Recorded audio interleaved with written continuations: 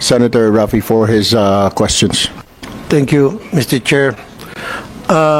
PNP, CICC, NBI, meron man taga-PAOK dito? Okay. Kilala nyo ba kung sino ang player ng isabong sa Region 3 and 4A? Do you know?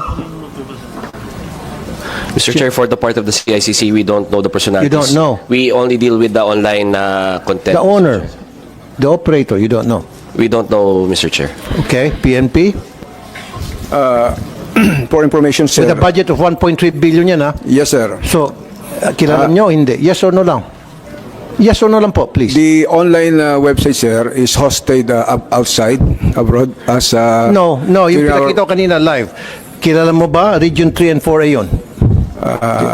looking on that, sir. You're looking into that. Yes, sir. At meron kang 1.3 billion budget sa Intel funds. Okay. How about NBI? Thank you, Your Honor. I was able to talk to my colleague from the Organized and Transnational Crimes Division of the NBI. Apparently, we don't have any information about Okay. Pampanga, but Bulacan we have. Bulacan, you have. And who is the owner, operator of the isabong in Bulacan? Are we allowed to mention the name now? Why not? Go Considering that we are actually having an active application for search warrant in Bulacan. So if we may be allowed not to disclose the name because, in fact, All 2 right. weeks ago we applied for a search warrant. You should have And- done that last year because this has been operating since last year. But anyway, sige. PAOK, PAOK, meron? With the indulgence of Senator Raffy, siguro yung mga mentioning ng names ng kung sino mga operator nito, probably we can have an executive session. I'm going to mention the name. Right after, asking these Kasi resource baka persons. sinasabi nila nag-apply sila ng search warrant, baka mabulabog. I don't think so. How about yung sa Cordillera Autonomous Region? Ulitin kong tanong sa PNP, kilala niyo ang operator dito? Ng isabong? Sir, Yes or no lang po? I will check with our intern. Check. CICC, kilala niyo po? Mr. Chair, no, sir. Again, we reiterate that the mandate of the CICC No. deals with Sige. NBI, kilala niyo po? I would have to discuss with my other colleagues, Your Honor. Sirit na. Ako, wala ko Intel funds. Ito galing sa kaibigan kong barbero, Ang sa Region 3 and Region 4 Pineda ang apelyido ng operator niyan. Sa region, sa CAR, Cordillera Autonomous Region, Abra, ang apelyido ay Bernos. Buti pa yung barbero ko, walang Intel funds, alam. Kayo, ang lalaki ng Intel funds yun, hindi nyo alam. Kaya siguro hindi nyo mahuli-huli dahil dun sa mga pangalang malalaki. Kanina, Senator Win Gatchalian did mention about a site that was temporarily shut down because they received information that we're going to have a hearing sa Games and Amusement. Yun ay pipitsugin. Yun yung sinasabi kong guerrilla. Kasi takot eh. Pero itong dalawa, even while we speak, tuloy-tuloy pa rin yung kanilang live feed ng isabong. Itong kay Bernos at sa Pineda. Hindi nyo kayang hulihin dahil they're very powerful. Tama ba ako, PNP, o tama ako talaga? Hindi nyo kaya hindi nyo kaya si Pineda. Hindi nyo kaya si Bernos. Ngayon, pakita nyo sa amin na kayo po ay nagtatrabaho para sa taong bayan, hindi para sa mga ma-influensya at mga makapangyarihang tao. Kasi PNP ka, di ba, to serve and protect? It seems to me that you're serving and protecting not the taong bayan, but Bernos and Pineda. The interest of Pineda and Bernos. Show it to us. CICC, DICT, NBI, PAOK, show to us Mr. na Chair. kayo ay nagsiserve sa taong bayan at hindi para sa ilan. Mr. Chair, with the permission of the chairman, sir. Sir, with CICC, that's the reason why we don't really deal with names. If it's illegal, we take it down. That's the reason why whoever the person behind any illegal website is, we don't really care, Mr. Chair. So we take it down once it's reported to us and once we verify it's illegal, we take it down, Mr. Chair. I know that, Yusek, but at least man lang, imposibleng hindi nyo alam kung, o hindi ka interesado malaman kung sino ang behind the operations of this illegal site para in case you need to file a case against these persons or people, at least meron kayong pangalan na may submit sa korte, yes or no? Yes, tama? Yes, Mr. Chair. Correct, thank you. I rest my case. Now, dito naman po sa PAGCOR, merong mga e-gambling international. Ito yung sinasabi ni Sen. Erwin na hindi register sa PAGCOR and yet nakapasok dito. I don't know, again, CICC ang tatamaan dito at napapayagan. So hindi nagbabayad ito ng buwis kasi hindi registered sa PAGCOR eh. Example na lang, itong 1xBet, global betting company. It entered a partnership with the Maharlika Pilipinas Basketball League. Aware kayo dito? So, ba't ninyo tinitake down? Eh, hindi naman to registered sa inyo at hindi allowed. Hindi nagbabayad ng buwis sa Pilipinas. Your Honor, para po sa kaalaman nyo, pinatake down po namin ang MPBL, sa MPBL ang 1xBet at nung pong nagtutournament mismo, kami po ay nagpunta ron at binabana po nila. Ang totoo po ay hindi na po sponsor ng MPBL ang 1xBet. Sumulat po ang PAGCOR sa organizers ng MPBL at doon po mismo nagpunta ang aming security para ibaba at nag-agree na po ang MPBL, iba na po ang sponsor nila, Your Honor. Hindi na po 1xBet.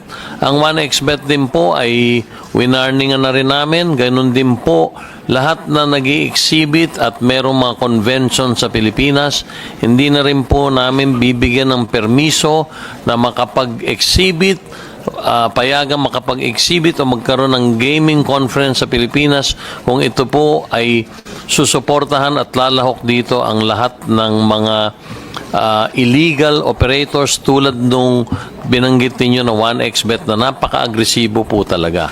Inulat na rin po namin ito sa CICC, sa DICT at sa NTC at gusto ko pong ipaabot sa inyo na ilang beses na pong naging aktibo sa pagbababa ng website ang CICC, kaya lang po siguro sila'y mas technical na makapagpapaliwanag na ang nangyayari po, napapalitan nila yung isang image, isang letra, isang comma para po mag-resume na naman po sila.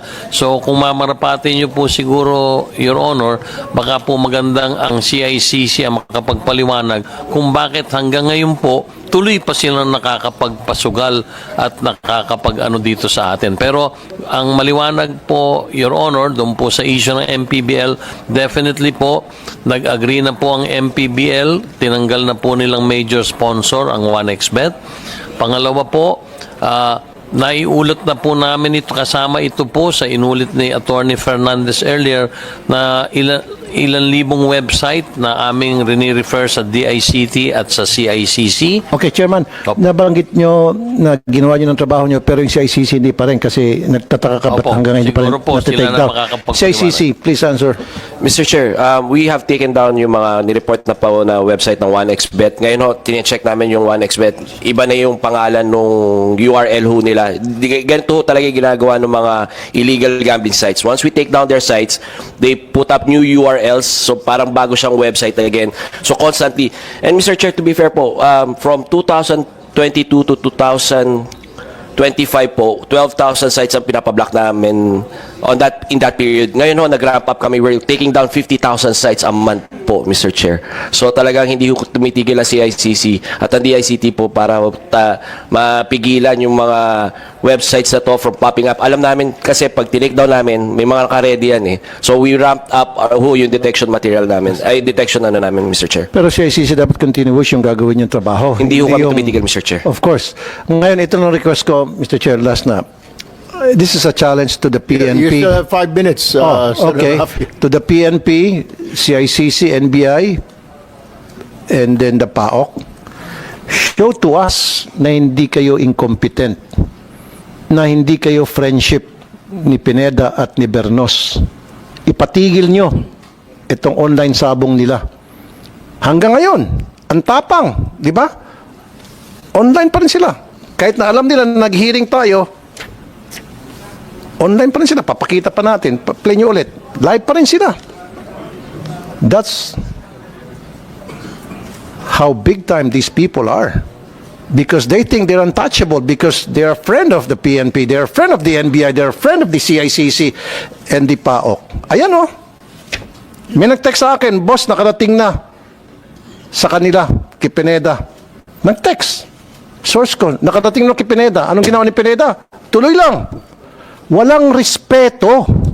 Maging si Bernos, walang respeto dito sa hearing. Walang respeto sa inyo. Bakit walang respeto?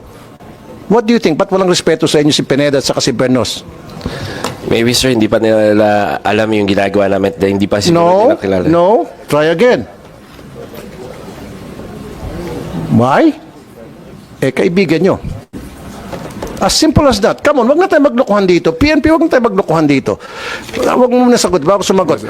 Pag yung mga nagtutupada, ang bilis nyo hulihin. Alam na alam nyo agad kung saan nagtutupada. Maski nga nagkakara-i-cross dyan ng mga tricycle driver sa mga kanto-kanto, inuhuli nyo Toda. Maski nga yung totong its sa mga bahay, inuhuli nyo. Pero ito, hindi nyo kayang hulihin kasi malaki. Come on. My request to you and my challenge to you, show to us na kaya nyong gampanan inyong trabaho regardless kung sino masasagasaan. Patigil niyo po ito. Patigil nyo ito si ICC. Mr. Chair, within Can the you day, give me that Mr. assurance? Within the day, Mr. Chair. Within the day, wala na ito? Within the day, Mr. Chair. Baka naman pagalitan ka ni Pineda sa ni Bernos, nakakaawa ka naman. Hindi. Kami ho sa CICC, wala ho kaming friends na illegal ang ginagawa. Sure po, ka? Mr. Chair. Yes, Mr. Chair. Paano kung sabihin, humingi ng bawi? Babawiin yung mga ano? Wala ho silang babawiin, Mr. Chair. Thank you. Thank you, Mr. Now, yung PAOK nandito, Mr. Chair. Dito sa PAOK, Mr. Chair, isa pa ito na pikon ako rito. Dahil kung mapapansin nyo, panay ang rate to sa mga Chinese na illegal na walang papeles. At I know for a fact na pinipirahan lang nila. Kaya I don't know, itong PAOK, kung maasahan pa rin ito, dapat wag na sumali ito sa anti-gambling. Kikita lang itong mga taga-PAOK Doon sa mga marami nagsumbong sa akin, mga taga-immigration.